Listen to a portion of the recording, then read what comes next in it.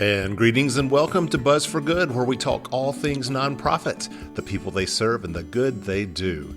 And on today's show, we highlight a nonprofit whose mission is to help families of individuals who are behind bars, turning corrections into connections.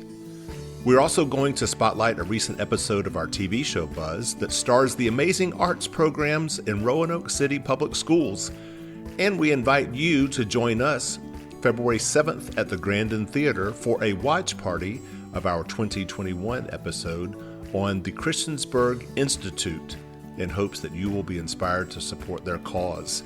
I am Michael Hemphill, creator and host of both this radio show and the TV show Buzz, where we feature all of the great work that nonprofits do throughout our communities, as well as the marketing professionals affiliated with the American Advertising Federation of Roanoke who donate their time and talent to help these nonprofits achieve more buzz.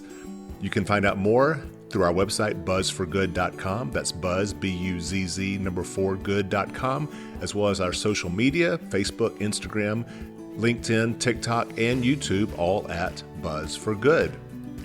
Once again, a reminder that we have shared over the last 2 weeks that January is National Blood Donor Month, so please make time to give the gift of life with the gift of your blood. Find a drive near you through the American Red Cross of Southwest Virginia, and you can hear my recent conversation with the Red Cross Executive Director, Jackie Grant, by visiting our website and looking under podcast. Now, starting off today's show, I thankfully have not had a family member yet convicted of a crime and punished with jail time, though the jury is still out on my youngest daughter. But for those who have, the sentence not only impacts the life of the one serving the time, but the lives and the finances of his or her loved ones.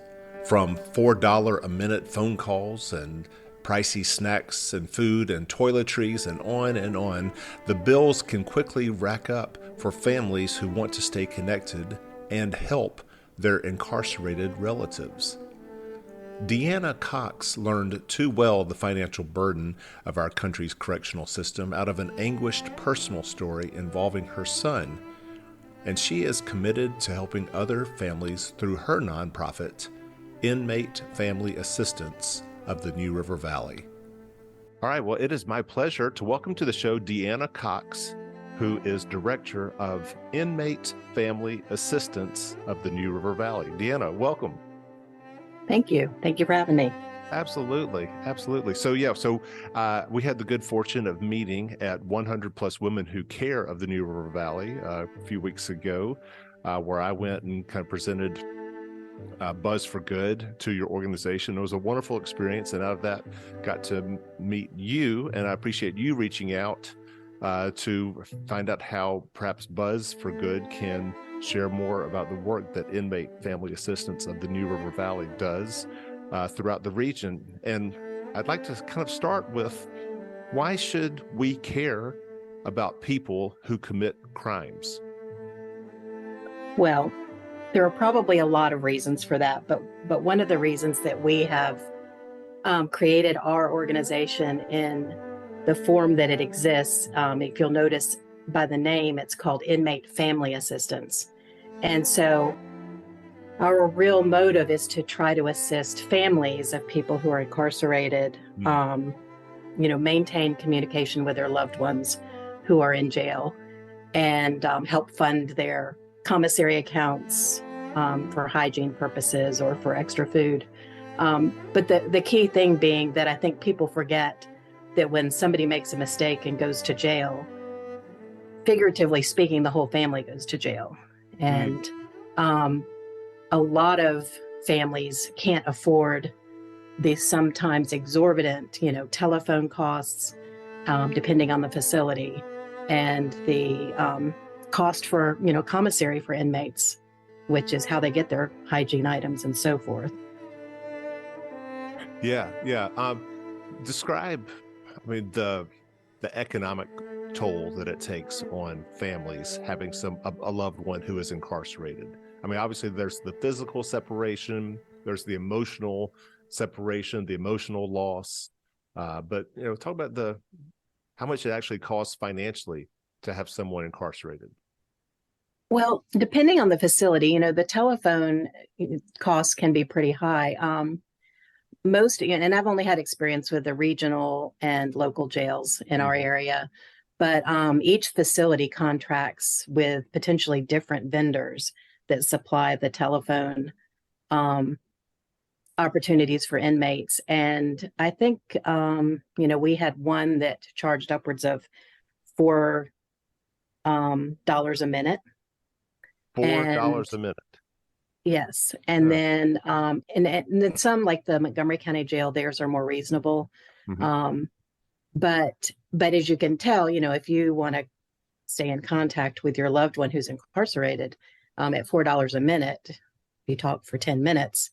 It doesn't seem like that much, but jail isn't really a safe place, and families want a level of comfort in knowing that their loved one is still okay. And so maybe you don't have to talk to them every day or once a week, but it sure does make you feel better to be able to do that. So the telephone costs can be pretty extensive, depending on the facility. And then from our experience, the jails in my experience was like an adult male, is that they don't really serve them enough food. Like they get 3 meals a day, but it's not necessarily enough. And so they can supplement their meals with commissary items. Yeah. So that's an additional expense. And if they want regular hygiene items, that's something else that they have to buy through commissary, which could cost a family, $20, $30 a week. So depending on what the needs of the inmate are. So for a family that doesn't have anything, those costs are pretty high, not to mention that the person who's incarcerated before they went to jail were probably a contributing member to the family's finances, at that point. So they've lost income. Now they're having to pay money out. All right, I want to come back to this later on in our conversation, but I want to kind of state up front here, or I want you to state up front here. You have a direct knowledge and experience with this issue, which is what kind of led you to found this nonprofit. Would you mind sharing your personal story? Not at all. Our personal story, unfortunately, started in 2016 when our then 18-year-old son got his first DUI. He got a DUI and a looting because he ran. I don't recommend either of those. Right. And in April of the next year, 2017, he did a repeat of that, DUI and eluding police. That one resulted in a felony conviction for eluding the police. And then the next year, in 2018, he got his third and hopefully final DUI. At least he stopped this time. And as a result of all those, and I'll have to say also that my son is an alcoholic. At this point, as we're having this conversation, he is a recovering alcoholic. He's working on his sobriety and has been sober for, I guess, a little over a year now.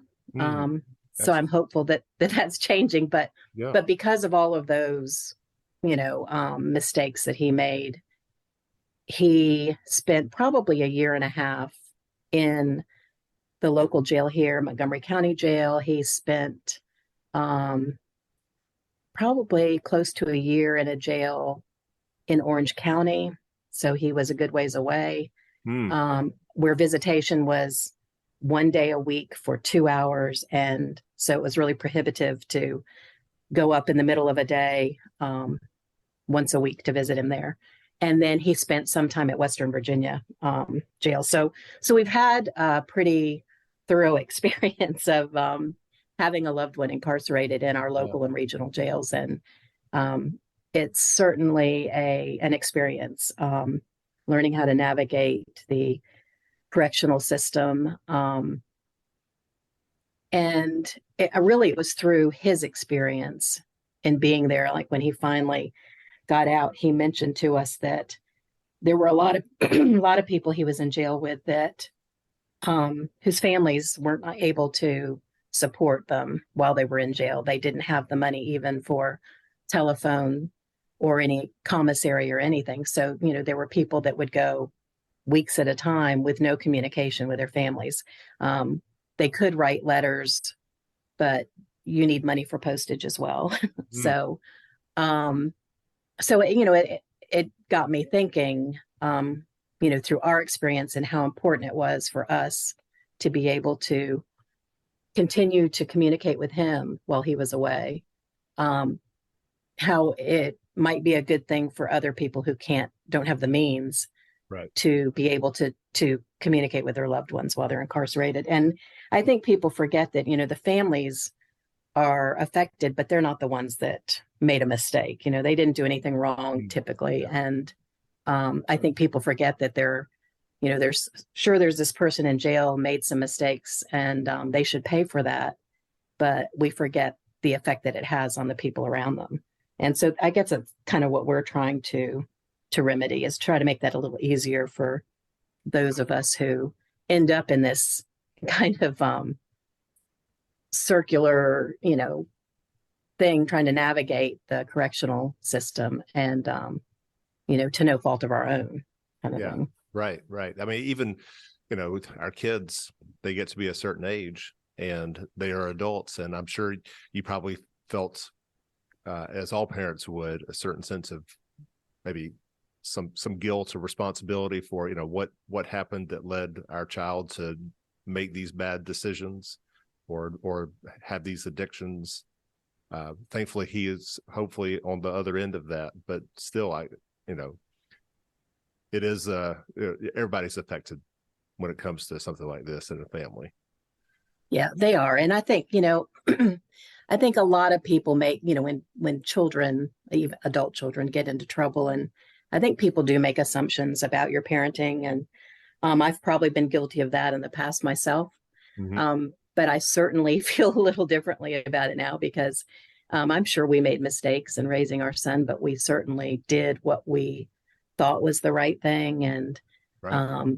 tried to hold him accountable. But people are born with their own personalities and genetic makeup, and so there are things that are outside of your control, and then once things happen, then you just have to try to figure out how to deal with them the best you can. Yeah. You're talking about, the cost of phone calls and postage and, visits. How important is it for someone who is incarcerated for, their rehabilitation? Is it to maintain those family connections? I mean, I think it's imperative that people maintain those corrections. I mean those connections. I think that just from my son's experience, it's a very isolating experience to be in jail. I mean, you're in there with a lot of people, Mm-hmm. but they aren't people that you know well.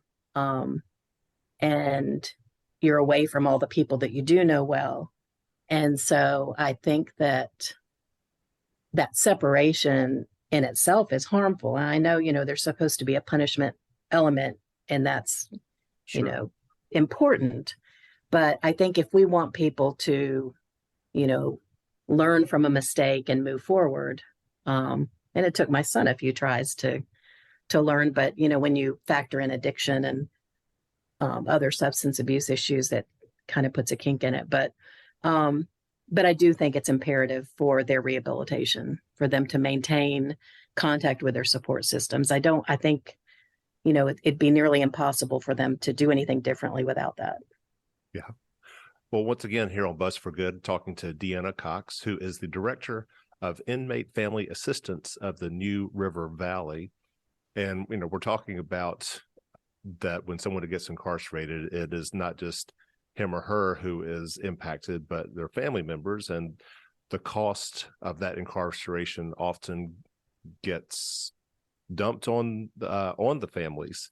When we think of someone who has to spend time in jail due to a crime, we think about the isolation, but I mean, the financial burden that families have to undergo in order to try to provide, their child or their loved one with, some communication, with hygiene, with better food.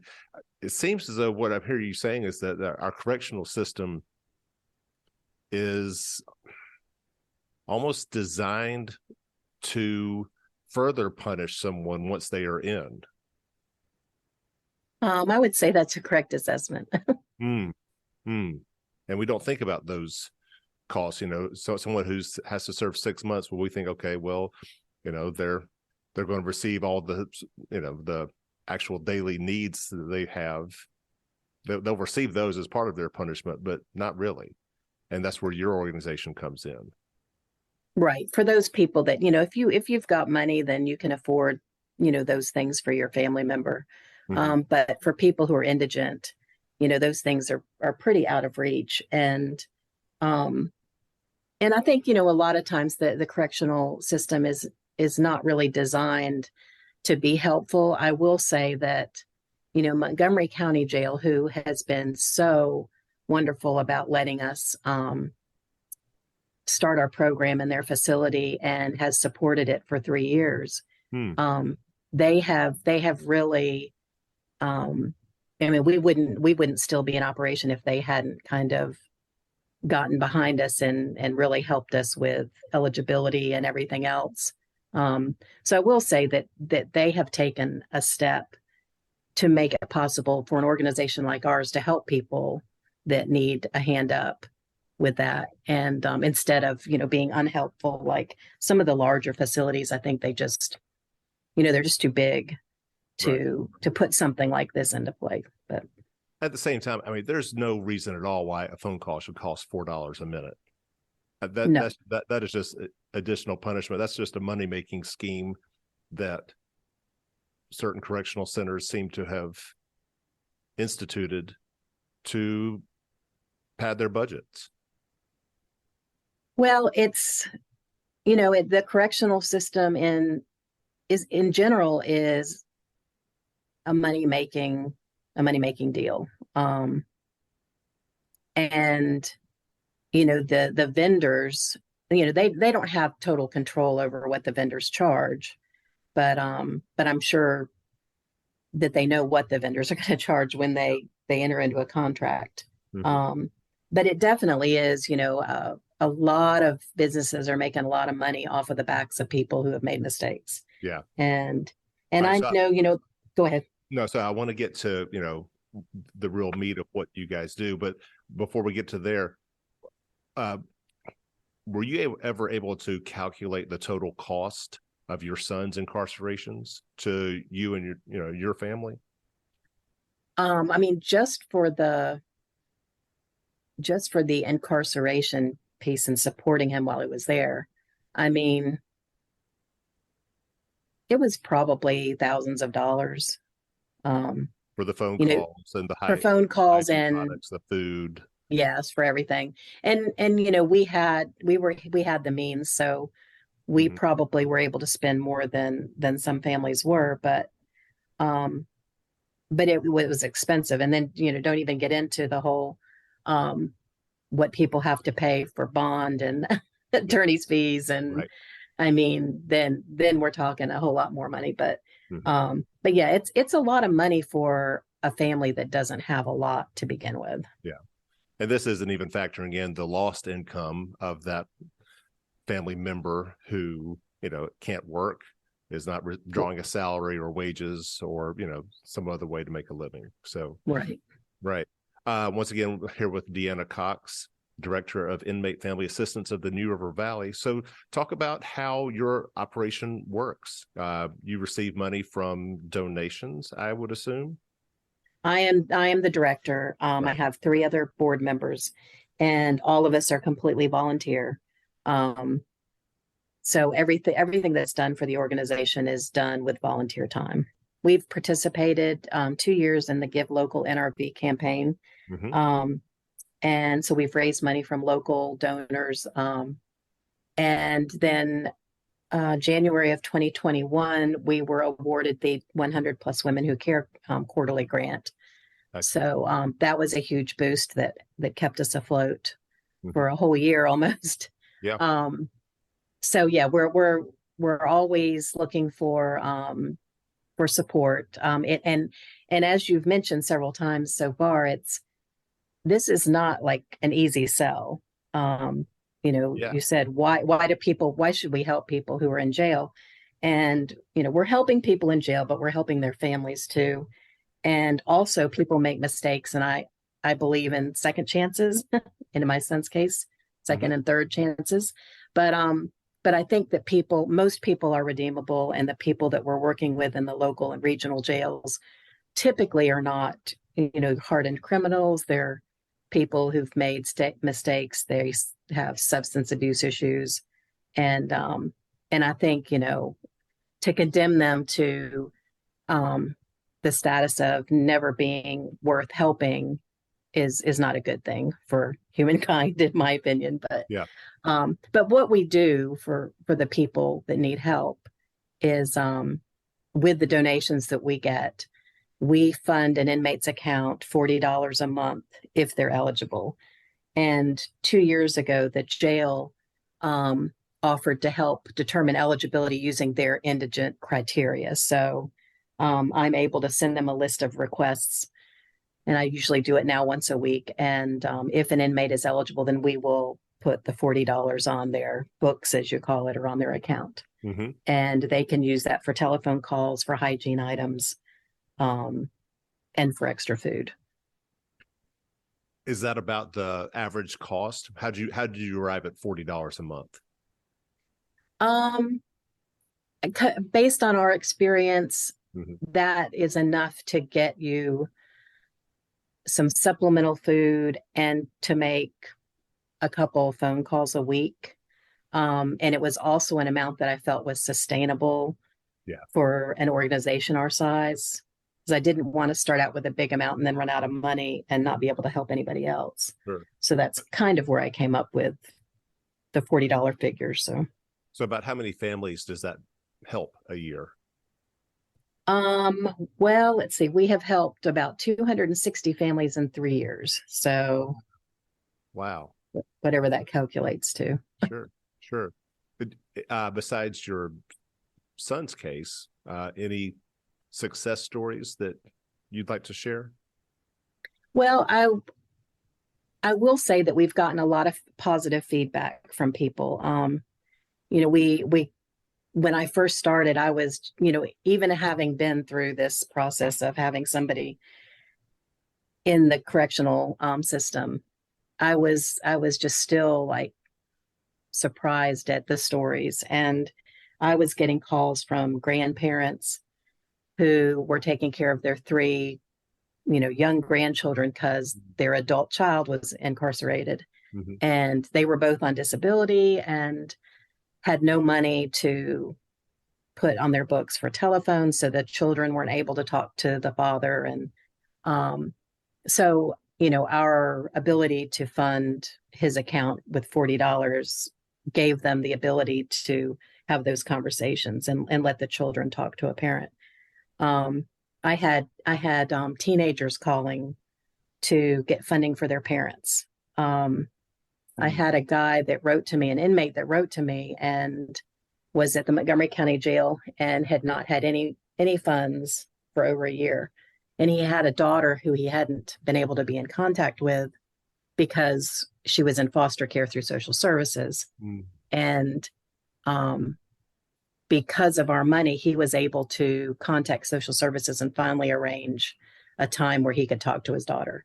So, it's things like that that make me feel like, it's something we should do. Yeah.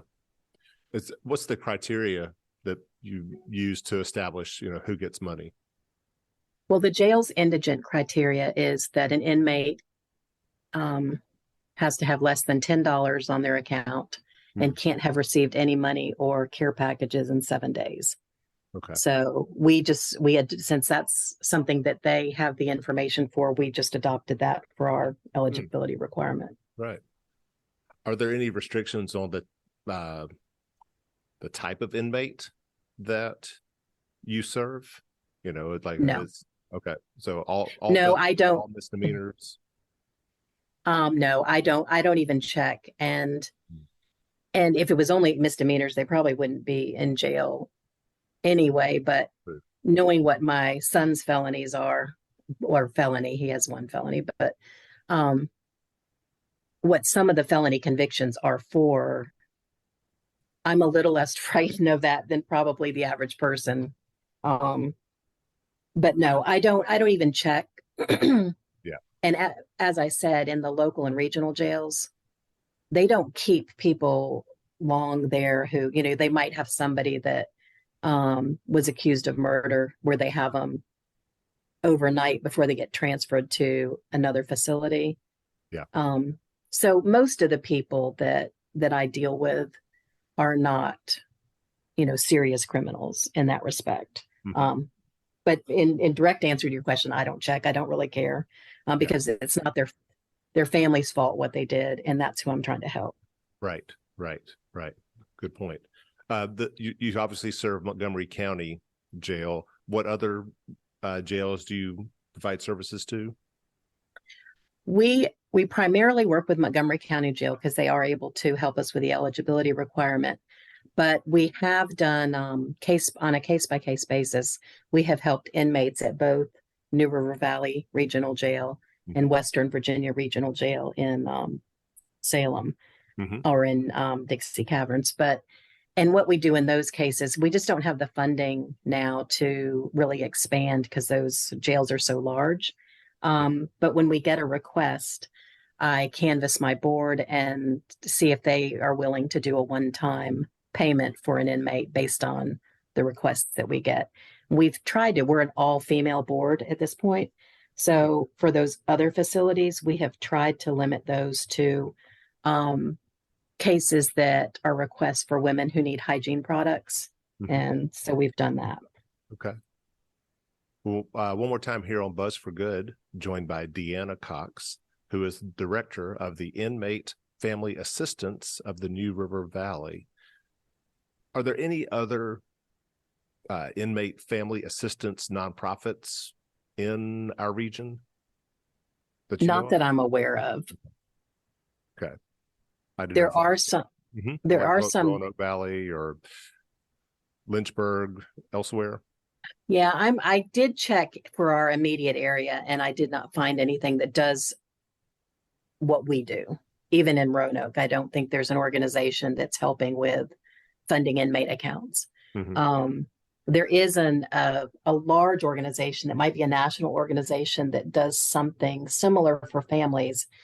But they do something that we've kind of considered, which is trying to help inmates get their children Christmas presents at Christmas, because that's one of the things that I've heard personally from inmates that one of their biggest regrets about being incarcerated is that, you know, what they do when they let their children down.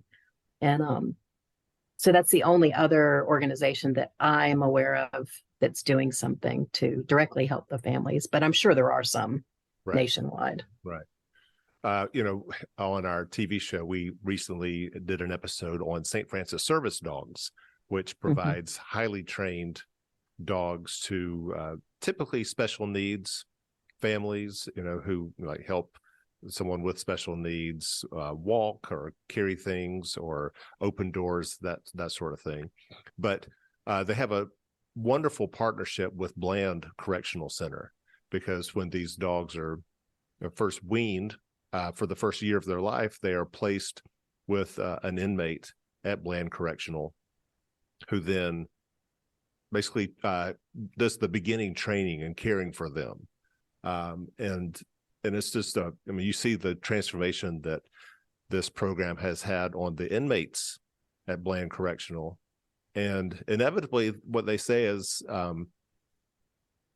it's wonderful being able to give back while I'm still incarcerated, being able to feel like part of the community, even though I'm, you know, behind bars. And I think we oftentimes forget about we have one image of what it is to be an inmate, and we kind of suddenly someone who commits a crime is somehow devoid of the humanity that they deserve. And so I'm just really appreciative of the work that you're doing to try to keep that humanity nurtured and burning while someone is behind bars. Right. Yeah, that's an amazing program that they're doing. Yeah. Someone who wants to get involved with your work, either supporting it locally or perhaps wanting to see about doing something similar in another jurisdiction, how would they do so? Well, they can go to our website, which is ifaofthenrv.com. And we also have a Facebook page. We have an email address, which is ifanrv@gmail.com. Mm-hmm. Yep. And on the website is all of our contact information, so they can certainly give me a call to get information. We're always looking for financial support.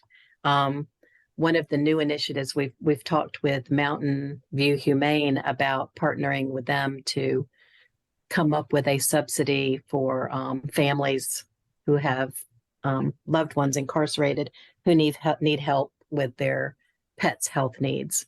Oh, lovely. And they would come up with Mountain View Humane would come up with a particular rate schedule for participants in our program, and then we would potentially subsidize those rates by 50% or something. Wow. Yeah, for those of you who don't know, Mountain View Humane is a spay and neuter clinic that has locations, I believe, not only in the New River Valley, but in the Roanoke Valley as well. That's correct. And they've also branched out, and they're doing, routine pet health care now. So what a great partnership. Yeah. So anyway, we're looking at some ways to further our impact and help more families and indirectly help inmates who I do think for the most part are, redeemable people and deserve to be treated like people. And I'm not helping cute puppies and kittens, but I still think it's worthwhile. Right. Well, and you talk about recidivism and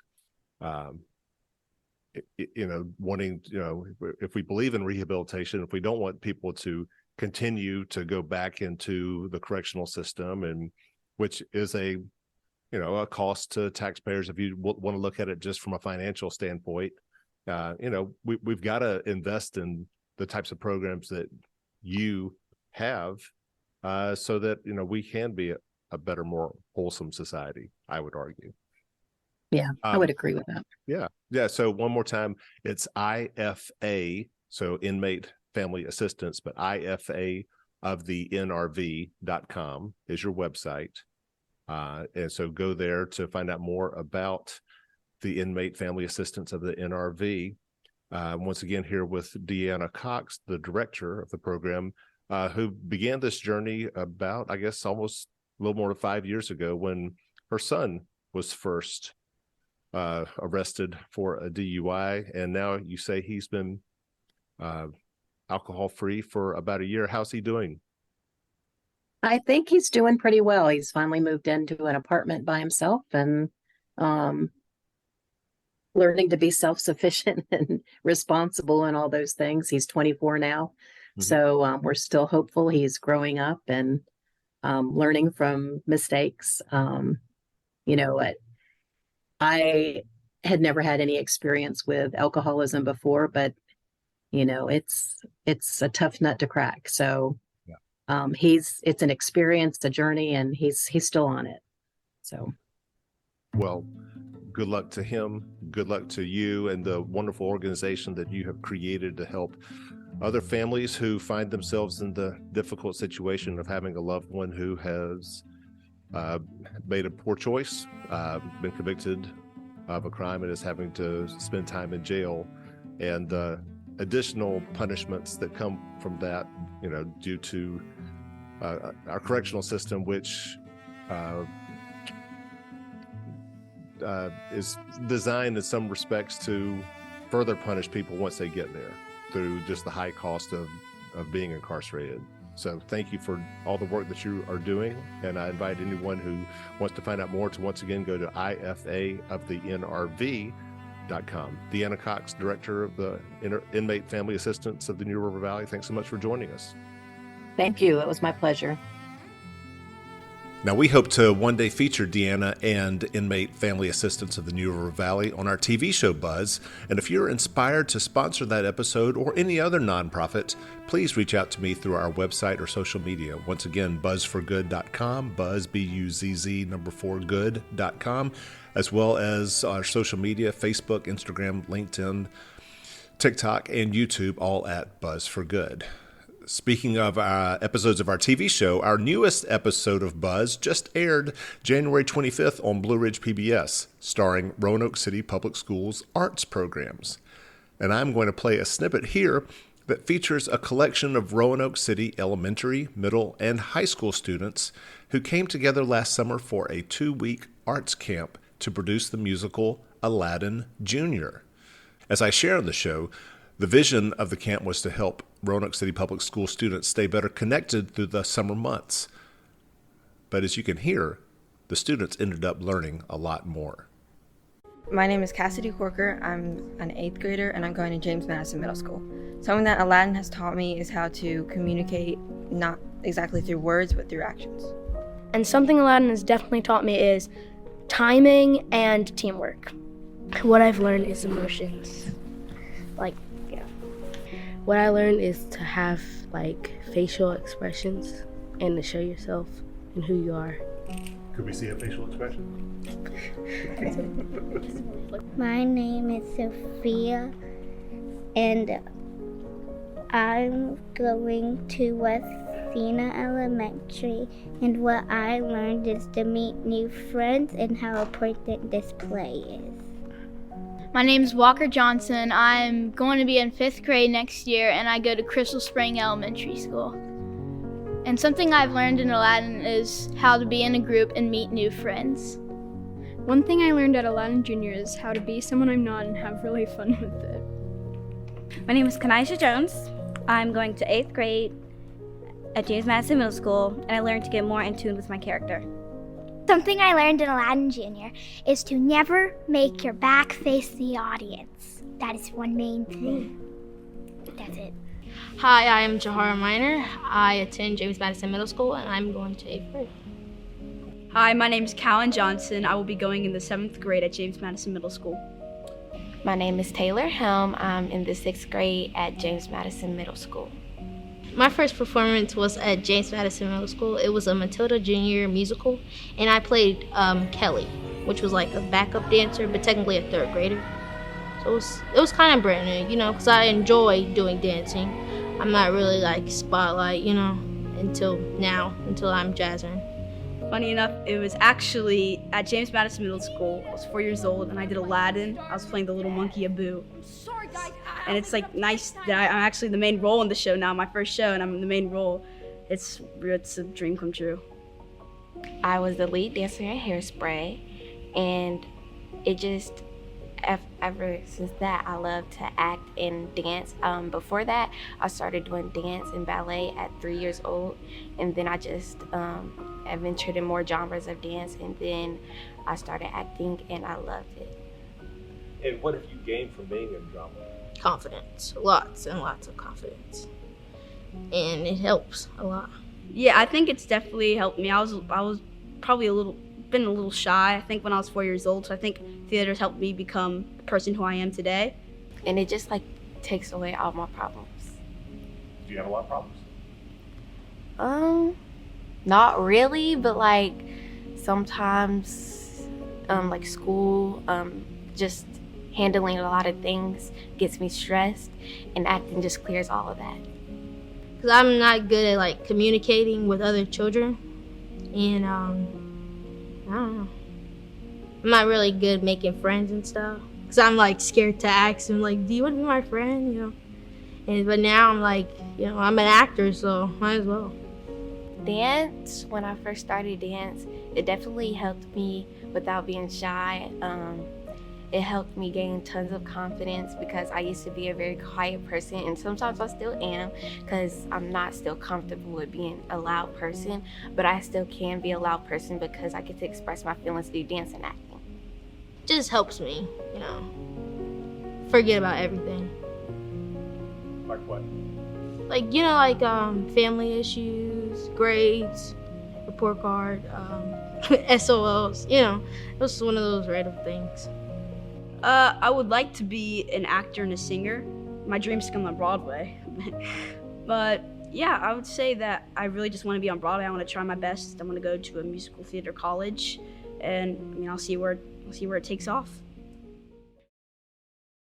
Now, you can watch this episode in its entirety on our website, buzzforgood.com. Buzz, B-U-Z-Z, 4, good.com.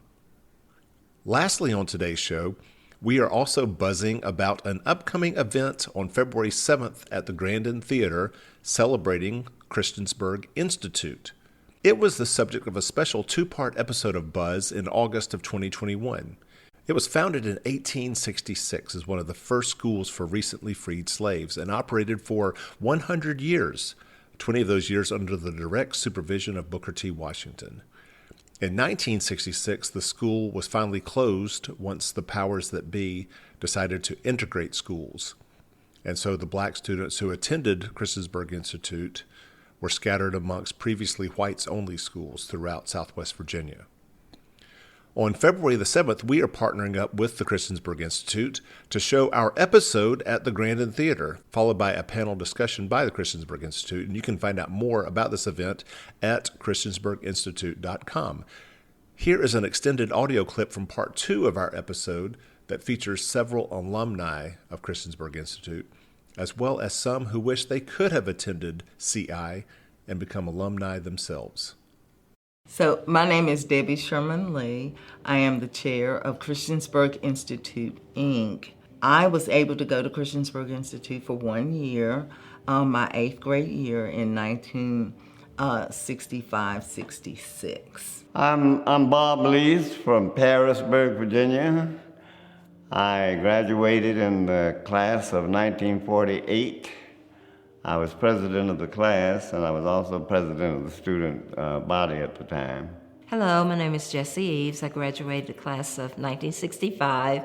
I'm a proud Tiger. The Tiger was our mascot, and our colors were green and gold. And I'm very proud of our school, very proud of all of its accomplishments. Okay, my name is Walter Price. I went to CI from 1959 to 1964. My name is Shirley Johnson Akers, and I would have been a graduate of Christiansburg Industrial Institute in the year 1973. Okay, my name is Alan W. Palmer. I graduated from CI in 1961. I was born and raised here in Christiansburg, Virginia. Hi, my name is Karen Jones. I am the granddaughter of James Ed Jones Sr. And Barbara Natalie Morgan Jones, who are graduates of Christiansburg Institute. My aunt, Sandra Dooley, graduated from Christiansburg Institute.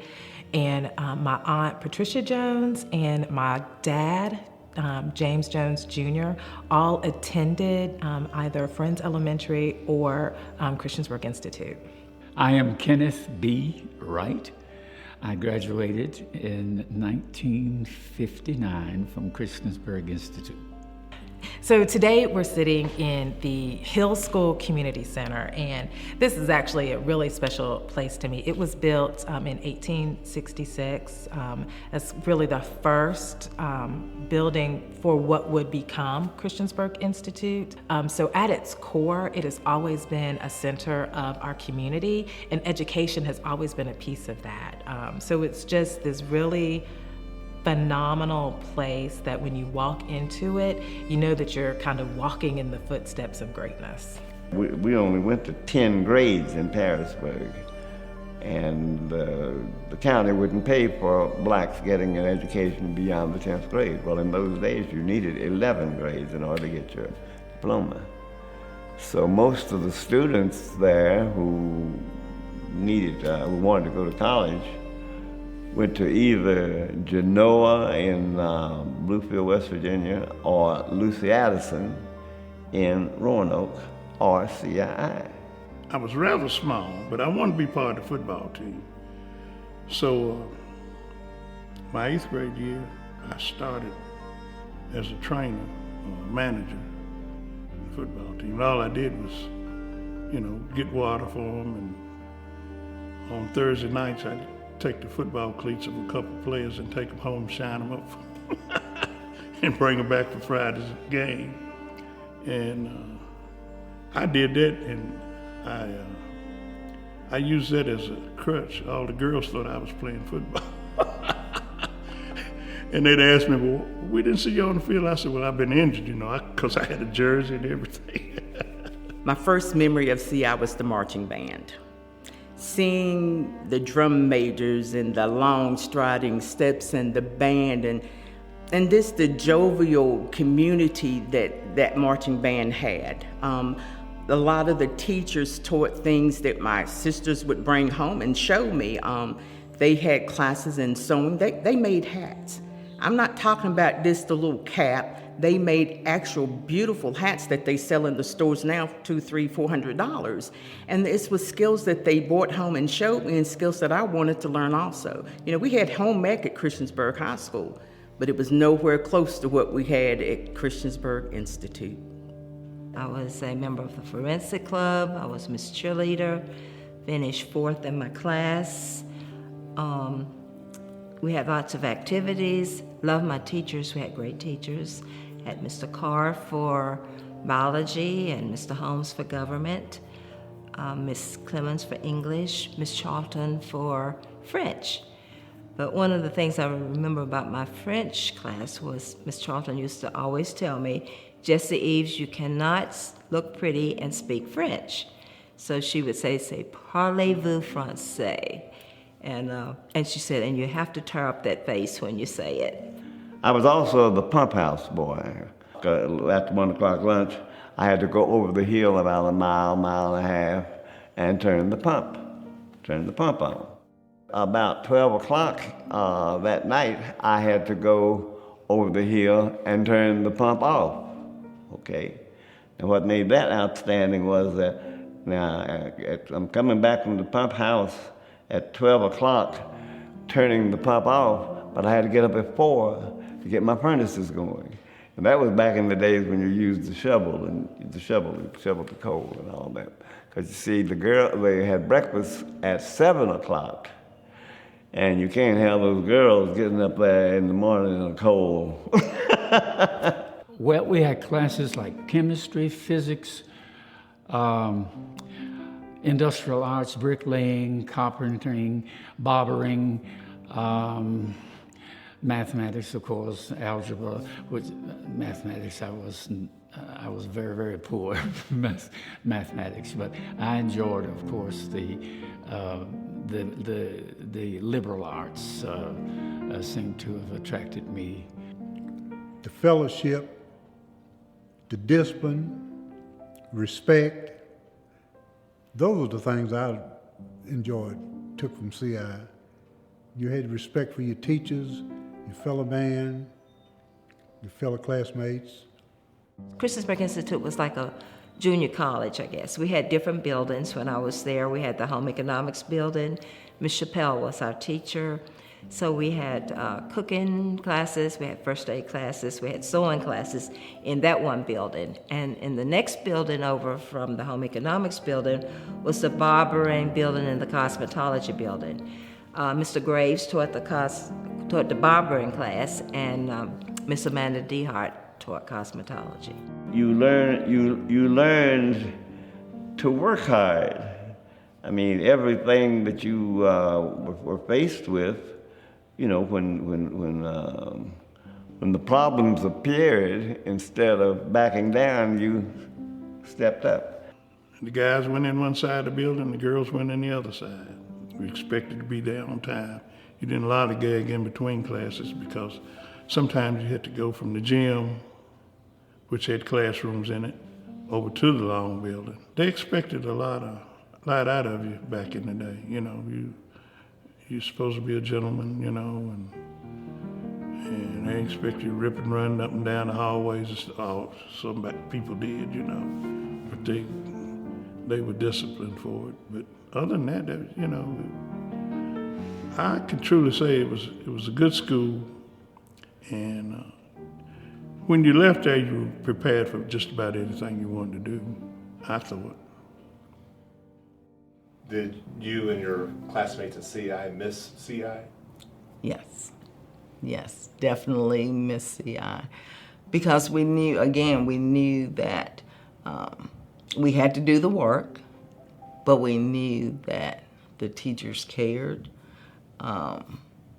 They took it up a level, they cared, but again, they were strict. They wanted us to be able to support a family. Every day I wish I went to Christiansburg Institute. It was a dream of mine. That was the one thing that I truly wanted to do because I wanted that education, I wanted that training, I wanted that connection that my sisters had and my father and them had at that school. Because it's not like you just going to attend and nobody knows who you are. You know, there's a little thing out there, go where everybody knows your name. Well, there they knew your name, they knew your family, they knew your history. So it really would have meant a lot to been able to attend CII. I miss that I didn't have the opportunity to kind of create those lifelong memories and lifelong bonds with a lot of folks. Even though I knew what the purpose of integration was, I just thought that it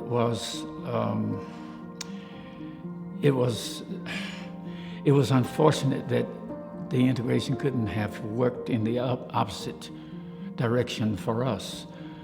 That the whites could have been integrated with us because we had the better school.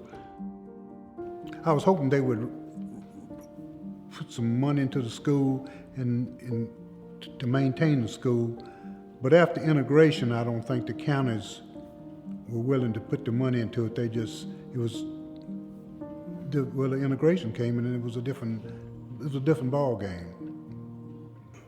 When they integrated schools, that should have been the school it's where they should have gone because it had so much potential, had everything there, you know. We had the newest gym, you know, and plenty of room for everybody. It wasn't overcrowded or anything. I wish that they had left us alone. I hate to say this. I know integration supposedly was supposed to be this great thing, but when I saw integration with me going to Christiansburg High School, I saw a lot of the young men that I would have graduated with being kicked out of school, being expelled, being put in, you know, other classes or whatever, and set on the path for failure. And that's what I saw. So, you know, the education that you got there was great. You can look at the doctors, the lawyers, the preachers, the teachers that came out of CI. And I know they came out with great things also, but it's just, like I said, it was just the love that they had for us that really propelled us. And we would have been still supporting that school. So when they did the desegregation, it was hard to keep up with everyone because we couldn't see everyone. So when you came to CI, everybody was just there from all over Pulaski, Radford, Giles, Withville, all over the New River Valley and beyond. So the experience at Christiansburg High School was different. I think being one of only a few Black students definitely makes a difference. I know from, you know, kindergarten through at least the 8th grade, for the majority of the time, I would be the only Black student in my class. I don't think they, for the most part, gave the Black students enough credit as to what they could do. You know, you were always put in, probably in the lower classes. Going to an integrated school was very hard. The reason it was hard was because I was always the only African-American person in my class. You were looked at as if you were beneath any and everybody else, or that you weren't as smart. I'll phrase it like that. They didn't think that I had the intelligence to strive and to grow and to mature and become, what the people at Christiansburg Institute had always acknowledged that we could be the top, be the top. It's worth preserving today. The history is worth preserving today because it presents a mindset of resilience to oppression. But what little bit we have left, I'd like to see it preserved and serve as a museum piece, if nothing else. But, because of the history behind it. Because if it wasn't for CI, we probably wouldn't have any formal education, so to speak. Most of the little schools that they had, they only went to about the 7th grade, I think. I would like for them to know about the pageantry, the pomp and circumstance, the pride, the degree of education, strength that we received from the teachers that were there at that school. They were all just awesome teachers, and for they know your family, they make sure that you were going to be an awesome person and graduate coming out of that school. It's just really important that we maintain our history and tell it the way that we know that it needs to be told and understood. And I feel like, and I firmly believe that if I don't do that, if I don't show like a passion for that, then others may not either. And so definitely being from the community, Christiansburg is my home. So how could I not want to make sure that this goes on forever? Above and beyond the building, I believe that we need to spend more time on helping to get the story of resilience, the story of excellence, and the story of fair treatment among human beings. But I think being able to preserve what went on and how people were impacted, how their souls were enriched, is far more important than preserving a building and a land, although it hurts me not to see it intact. But I think some other things will come out of it that will be far more valuable and impactful. So it was a place to be remembered. It really is. Yeah, and I tell you,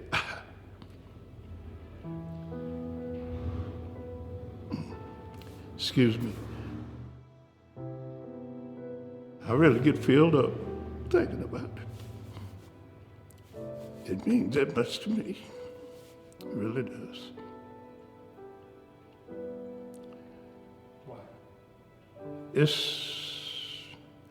I had fun there. I learned how to deal with other people. I know when I went to the military, it was easy for me because I knew how to deal with other people, It wasn't the same people all the time, So it's really squared you up for life.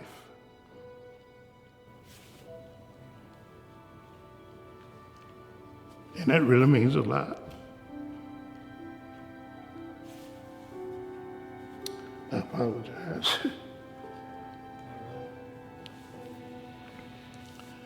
But it's to the heart.